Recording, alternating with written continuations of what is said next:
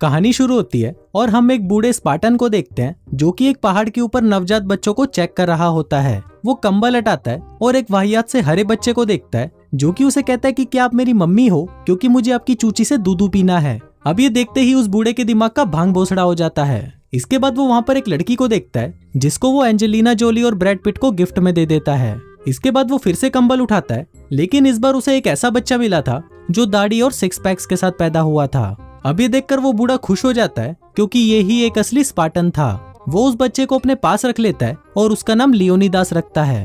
अब ऐसे ही कुछ साल बीत जाते हैं और हम देखते हैं कि लियोनिदास की दादी उसको मर्द बनने की ट्रेनिंग करवाती है। इसी दौरान वो दादी के मुंह पर एक मुक्का मारता है और उसकी दादी का पूरा जबड़ा ही बाहर निकल जाता है। अब ऐसे ही कुछ साल और बीत जाते हैं और हम देखते हैं कि लियोनिदास अब बड़ा हो चुका है, लेकिन अभी तक उसकी ट्रेनिंग खत्म नहीं हुई। अब उसे और ट्रेन करने के लिए उसके ऊपर कोड़े बरसाए जाते हैं और उसके आंडों पर पेडिग्री लगाकर उसे कुत्ते से चटवाया जाता है, जो कि बहुत दर्दनाक था। इसके साथ ही उसकी ट्रेनिंग और कड़ी करने के लिए उसे बर्फीले पहाड़ों में छोड़ दिया जाता है। तभी वहाँ पर उसे सबवे का बर्गर मिलता है, लेकिन वो बर्गर बासी था, इसलिए लियोनिदास उसे थूक देता है।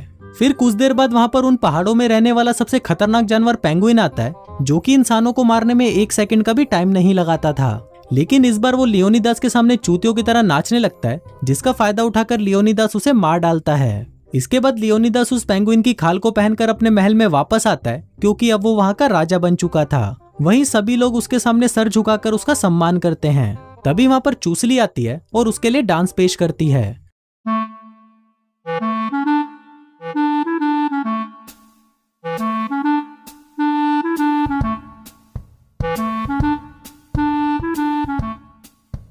अब ये देखकर लियोनिदास का डंडा खड़ा हो जाता है और वो चूसली को शादी के लिए प्रपोज करता है। तभी हम देखते हैं कि चूसली लियोनिदास की चेस्ट पर कुछ नंबर्स लिखती है और कहती है कि ये मेरी हूत पर लगे ताले का पासवर्ड है, जिसका मतलब था कि वो लियोनिदास से शादी करके उससे अपनी पिंकी पिटवाने के लिए तैयार थी। अब यहाँ से सीन कुछ साल आगे शिफ्ट होता है और हम लियोनिदास को देखते हैं जो कि अपने बच्चे को ट्रेनिंग दे रहा होता है।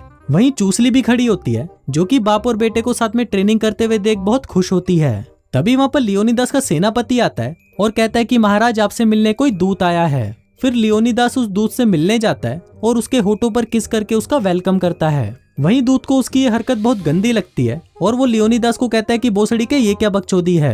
लियोनिदास कहता है कि स्पार्टा में सभी मर्द एक दूसरे को किस करके ही वेलकम करते हैं और औरतों के साथ वो हाई फाई करते हैं। तभी वो दूत लियोनिदास की वाइफ चूसली को देखता है, जो कि उसका काला डंडा अंदर लेने के लिए उसे गंदे गंदे इशारे करने लगती है।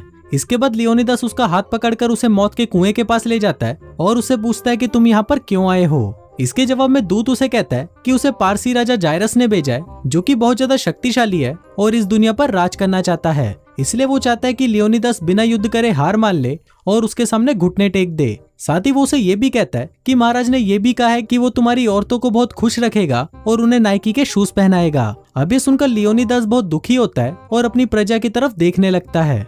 इसके बाद वो अपनी तलवार निकालकर उस दूत को मारने के लिए जैसे ही मुड़ता है, तभी वो देखता है कि वो दूत चूसली का दूध पी रहा है। अभी सब देखकर लियोनिदास और भी ज्यादा गुस्सा हो जाता है और उसे लात मारकर उस मौत के कुएं में फेंक देता है। इसके साथ ही वो और कई लोगों को उस मौत के कुएं में फेंक देता है जिन्हें वो पसंद नहीं करता था। इसके बाद वहाँ पर उसका सेनापति आता है और लियोनिदास से कहता है कि महाराज हमें युद्ध का परिणाम जानने के लिए उन बदसूरत जादूगरों के पास जाना चाहिए। फिर लियोनिदास उन बदसूरत जादूगरों के पास जाता है और उन्हें बहुत सारी फेयर एंड लवली और फेस वॉश देकर उनसे युद्ध का परिणाम पूछता है। जादूगर उसे बताते हैं कि अगर उसने युद्ध में हिस्सा लिया तो वो कुत्ते की मौत मारा जाएगा। अभी सुनकर लियोनिदास अपने महल में वापस आता है और कुछ सोचने लगता है। इसके बाद वो चूसली के पास जाता है और उसे कहता है कि युद्ध के बारे में सोचकर उसे नींद नहीं आ रही। इस पर चूसली उसे कहती है कि कल रात तुम युद्ध में चले जाओगे और मुझे पूरा यकीन है कि तुम कुत्ते की मौत मरोगे, इसलिए आज रात तुम जो चाहे मेरे साथ कर सकते हो। अब आप लोग सोच रहे होंगे कि लियोनिदास तो इसकी चारों दिशाओं से लेगा, लेकिन ऐसा कुछ नहीं होता, बल्कि ये बावली गांड तो उसे उठाकर एक्सरसाइज करने लगता है। फिर अगले दिन लियोनिदास अपने सेनापति के पास आता है और उसे कहता है कि हमें युद्ध में 300 लोगों की जरूरत है। लेकिन इस पर सेनापति कहता है कि उनके पास सिर्फ ये 10 चूतिए ही हैं, क्योंकि राजा जायरस का नाम सुनकर सभी गांड फटी के वापस भाग गए। तभी वहाँ पर चूसली आती है और वो लियोनिदास को उस पेंगुइन की चोंच से बनी हुई माला पहनाती है और कहती है कि जीत कर आना। इसी दौरान हम उसके राज्य के गद्दार को देखते हैं, जो कि किंग जायरस को मैसेज करके लियोनिदास और उसकी सेना के बारे में बता देता है। इसके बाद लियोनिदास अपनी सेना को तैयार करके नाचते गाते हुए युद्ध की तरफ निकल पड़ता है।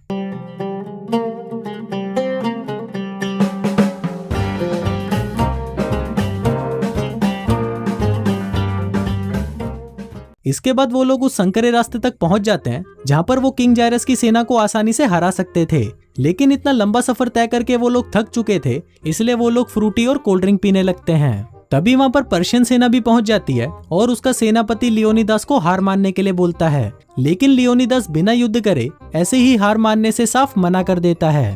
तभी लियोनिदास का मोटा सैनिक आकर उस पर हमला करने लगता है, लेकिन वो बावलीगांड इतनी जोर से छलांग मारता है कि वो एक पहाड़ से टकराकर सीधा नीचे गिरता है। इसके बाद युद्ध की घोषणा की जाती है, लेकिन ये लोग युद्ध न करके डांस कंपटीशन करते हैं।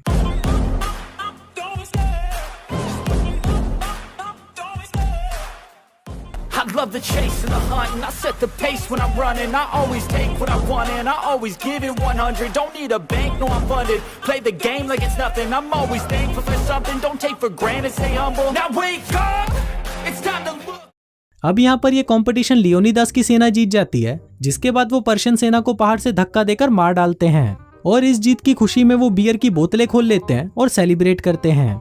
दूसरी तरफ हम महल में चूसली को देखते हैं, जो कि पूरी नंगी होकर अपनी मसाज करवा रही थी। तभी वहाँ पर विधानसभा का एक मेंबर आता है, जो कि अपनी हवस भरी नजरों से चूसली के शरीर को देखने लगता है। वो कहता है कि महाराज को युद्ध जीतने के लिए और भी सैनिकों की जरूरत है, लेकिन इस पर चूसली कहती है कि मुझे तो लग रहा था कि शायद वो अब तक मर चुका होगा, इसलिए मैंने टिंडर पर भी अपनी प्रोफाइल बना ली थी और मुझे वहाँ से काफी अच्छे अच्छे मैच भी आ रहे थे। इस पर वो आदमी कहता है कि अगर महाराज ये युद्ध हार गए तो उनका पूरा साम्राज्य किंग जायरस का हो जाएगा, जिसके बाद वो आपके ऊपर भी कब्जा कर लेगा और दिन रात आपसे अपना डंडा चुसवाएगा। अब ये सुनकर उस गोल्ड डिगर की गांड फट जाती है और वो उसको अगले दिन एक सभा बिठाने को कहती है।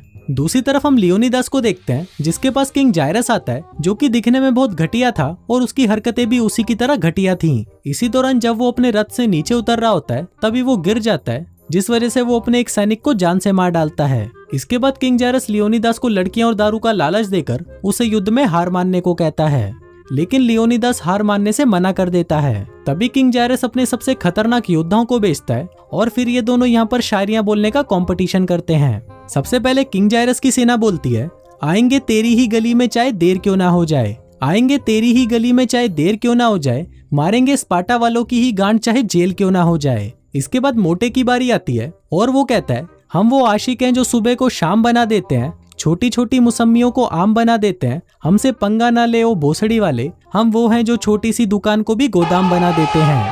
अब ये कंपटीशन फिर से स्पार्टन सिपाही जीत जाते हैं। तभी वहाँ पर एक छोटी मौसमी वाली आती है और वो गुस्से में उस मोटे की आंखें फोड़ देती है। दूसरी तरफ हम चूसली को देखते हैं, जिसके पास ट्रेटर आता है और उसके हाथ से पानी के गिलास को लेकर पीने लगता है। अब पूरा पानी पीने के बाद वो चूसली को कहता है कि इस पानी में नमक थोड़ा ज्यादा है।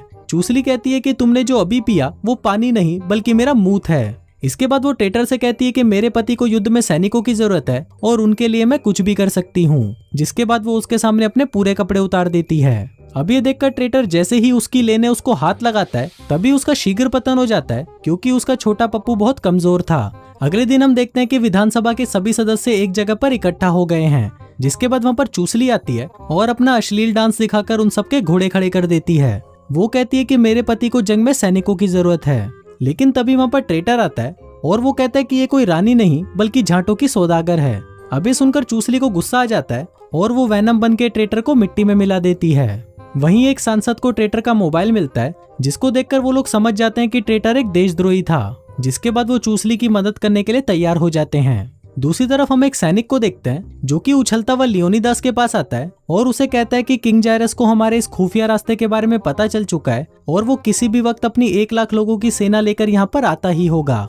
अभी सुनकर लियोनिदास अपने अंधे सिपाही के पास जाता है और उसे अपनी पेंगुइन की चोंच निकाल कर देता है और कहता है कि इसे जाकर रानी चूसली को दे देना। तभी वहाँ पर जायरस और उसकी सेना पहुंच जाती है और किंग जायरस लियोनिदास को अपने आगे झुकने को कहता है, लेकिन इस पर लियोनिदास उसे मना कर देता है। तभी किंग जायरस अपना मोटा दिमाग चलाने के बाद लियोनिदास से कहता है कि देखो तुम्हारे शूज खुले हैं। अब जैसे ही लियोनिदास अपने शूज बांधने के लिए नीचे झुकता है, तभी किंग जायरस उसे कहता है कि देखो मैंने तुम्हें अपने आगे झुका ही दिया। अब वो इस खुशी में हाई फाई करता है, लेकिन ये देखकर स्पार्टन्स उस पर हंसने लग जाते हैं क्योंकि उनके देश में हाई फाई सिर्फ लड़कियां ही करती थी। अब ये देखकर किंग जायरस को गुस्सा आ जाता है और फिर वो कॉल करके अपनी 1 लाख की सेना को यहाँ पर बुला लेता है। लेकिन तभी हम देखते हैं कि वहाँ पर 2 आदमी आते हैं और वो अपने साथ एक ब्लू स्क्रीन लेकर आते हैं। अब ये देखकर लियोनिदास सोचने लगता है कि ये पागल तो नहीं हो गया और ये क्या बकचोदी कर रहा है। लेकिन तभी उसी स्क्रीन पर 1 लाख सैनिक आ जाते हैं, जिसको देखकर लियोनिदास की सेना की फट जाती है। लेकिन फिर भी वो लोग हिम्मत करके जायरस की सेना पर हमला कर देते हैं।